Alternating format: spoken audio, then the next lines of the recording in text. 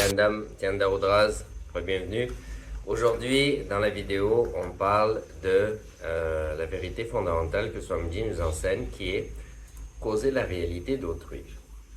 Et donc, je voulais parler de quelque chose de très important par rapport à cette vérité, qui est que, bon, surtout aujourd'hui, dans le monde d'aujourd'hui, avec l'éducation qu'on reçoit directement et indirectement, directement à l'école, par les parents et tout ça, et indirectement, bon, par les films, par tout ce qu'on utilise et tout ce qu'on voit à l'extérieur de l'éducation traditionnelle, on apprend à déclarer notre succès par rapport à l'échec d'autrui. Donc aujourd'hui, on travaille beaucoup plus dans une optique où mon succès, donc pour m'élever, les autres doivent baisser. Donc eux, au fur et à mesure qu'ils baissent, eh bien moi je m'élève. Et c'est comme ça qu'on essaie de s'identifier, on essaie de se séparer du tout et de déclarer notre grandeur, de déclarer notre succès, de déclarer, donc voilà. Et ce qu'il faut comprendre, c'est que cette mentalité, ce n'est pas une mentalité dharmique, ce n'est pas une mentalité qui est autosuffisante en soi, parce que c'est une réalité, c'est une compréhension qui, on se nourrit de l'échec d'autrui, on se nourrit de la misère d'autrui.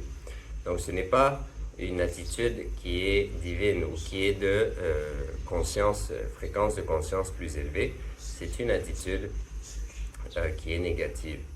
Tandis que Swamiji, lui, nous enseigne fondamentalement, il faut travailler pour créer la réalité d'autrui, pour co-créer la réalité d'autrui. Et donc, ton succès dépend de ta capacité à co-créer la réalité d'une autre personne et des personnes avec qui tu interagis. Donc, il faut comprendre quelque chose de fondamental qui est que si toi, tu travailles pour assurer ta paix, eh bien, il faut que tu prennes la responsabilité d'amener la paix aux gens qui sont autour de toi. Parce que si toi, tu es en paix, mais la personne autour de toi n'est pas en paix, eh bien, cette personne peut venir et interrompre ta paix. Et donc, il faut comprendre que pour créer quelque chose d'autosuffisant, il faut le créer, il faut l'amener chez les gens qui sont autour de nous également, en premier en réalité.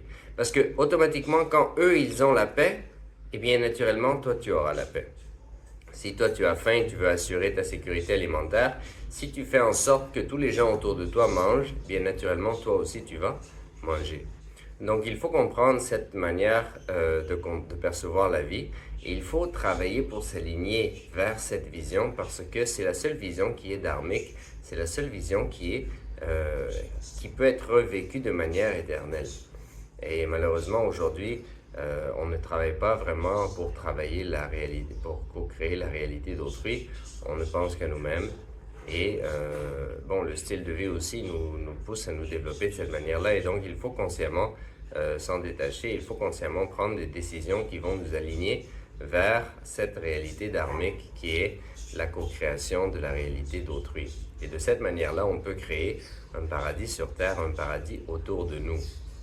Et c'est très important pour pouvoir vivre une vie épanouie, pour se sentir bien dans sa peau et pour pouvoir vivre une bonne vie dans ce corps humain, une bonne expérience humaine et contribuer au développement de la planète pour faire en sorte que quand on quitte le corps, la planète soit au moins 1% mieux de ce qu'elle était quand on est arrivé.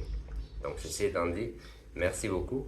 On se rappelle toujours d'être le témoin du témoin, le sakshi du sakshi. Dans ce Mahavakya, Om Nityananda Paramashivoham, Nityanandam, Har Har Mahadev.